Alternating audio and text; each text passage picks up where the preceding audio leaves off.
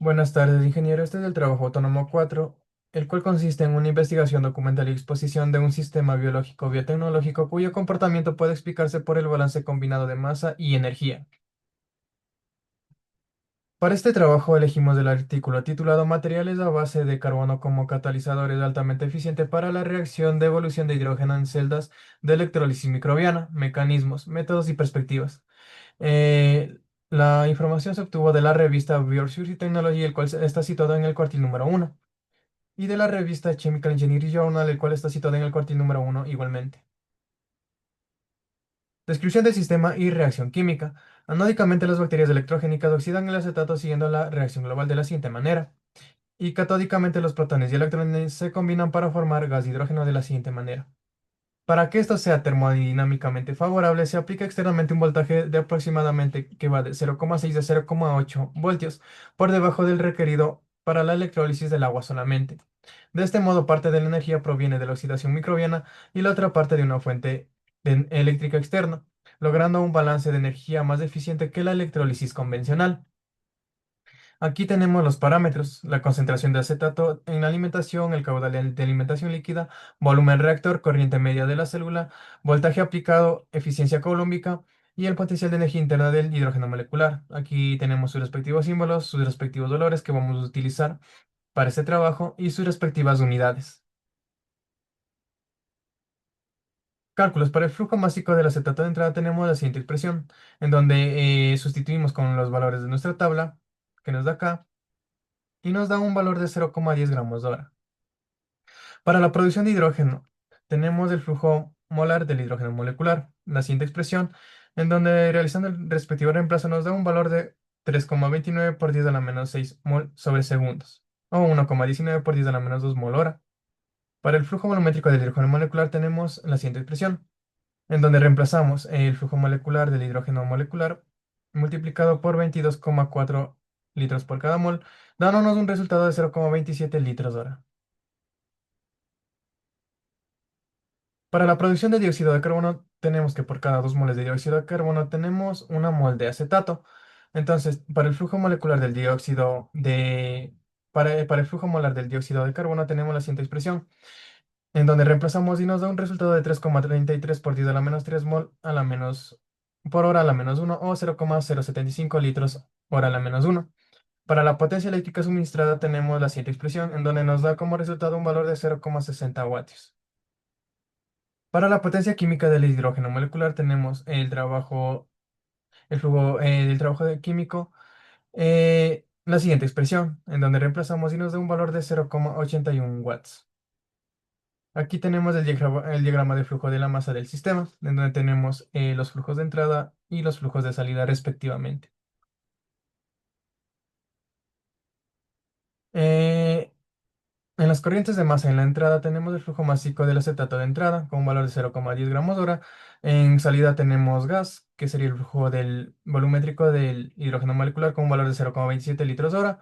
El flujo volumétrico del dióxido de carbono con un valor de 0,075 litros hora. Para el balance global de la masa tenemos la siguiente expresión, en donde como valores de entrada tenemos el acetato y como valores de salida tenemos el dióxido de carbono y el hidrógeno molecular. Aquí tenemos el diagrama de energía del sistema, en donde están representados los valores, sus respectivos valores de entrada y sus respectivos valores de salida. Como valores de entrada tenemos la energía eléctrica con un valor de 0,60 watts y de salida la energía química con un valor de 0,81 watts. El déficit o sobrante térmico tenemos que es la resta de la energía eléctrica menos el flujo del trabajo de la energía química, que nos da un valor de 0,21 watts, es decir, se gana energía vía metabolismo, en este caso.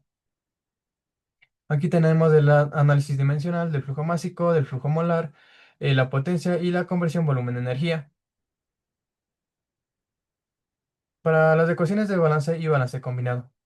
Para las ecuaciones de balance de masa, para el balance integral tenemos la siguiente expresión, en donde la diferencia de masa del sistema en función del tiempo es igual a cero, ya que en este caso está en un estado estacionario. Y para el balance diferencial tenemos la siguiente expresión, en donde nos dice que el diferencial de energía del sistema en función del tiempo es igual a cero. Igual, porque está en estado estacionario, tal como lo dijimos anteriormente. Acá están los respectivos valores que viene dando, que se viene igualando a cero en la expresión.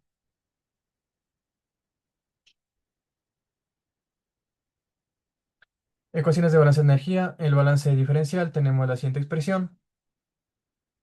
Etapas y su balance combinado diferencial para la zona anódica. En este caso, el acetato, tenemos la diferencial de masa anódica en función de la diferencial de tiempo, que nos dice que el flujo de másico del acetato de entrada menos, que es igual al flujo másico del acetato de entrada menos el flujo másico del dióxido de carbono de salida, en donde la diferencial de energía anódica en función del tiempo es igual al flujo másico del anódico menos el flujo de energía del dióxido de carbono, en donde el flujo del trabajo del bioan es de la energía liberada bioquímicamente.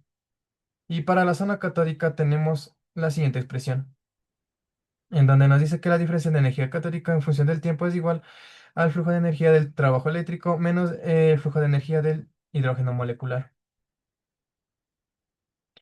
Para el transporte de protones tenemos la siguiente expresión, en donde la diferencial de energía de la membrana en función del tiempo es igual a cero. Es decir, que asumimos que no hay energía acumulada. La acumulación en cabeza de gas, tenemos la siguiente expresión, en donde nos dice que la diferencial de energía del gas en función del tiempo es igual al flujo de energía del dióxido del hidrógeno molecular menos el flujo de energía del dióxido de carbono menos el flujo de calor de salida de gas.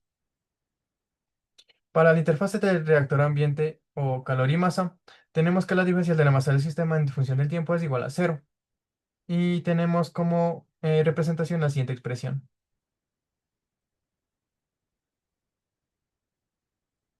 Ahora, para el bloqueo en flujo másico, imaginemos que en la línea de alimentación del acetato se obstruye parcialmente la tubería, reduciendo el flujo de 0,10 litros hora a la -1 a cero en el tiempo t igual a cero. A partir de t igual a cero, deja entrar el acetato, dándonos un flujo de entrada igual a cero, pero el sistema sigue consumiendo el que había en el reactor.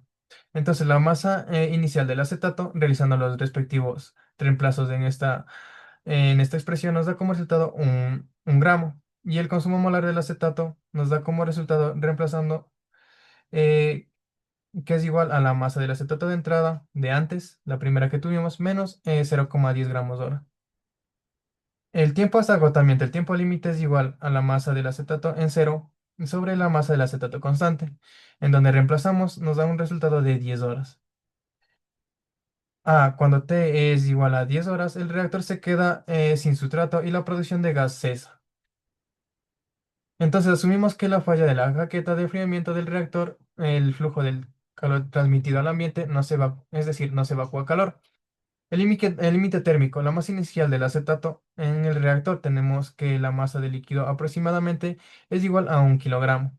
Tenemos el valor del calor específico, el término residual del calor neto representado de la siguiente manera, que nos da como resultado menos 0,21 watts, que ya obtuvimos anteriormente, que es la energía liberada al reactor.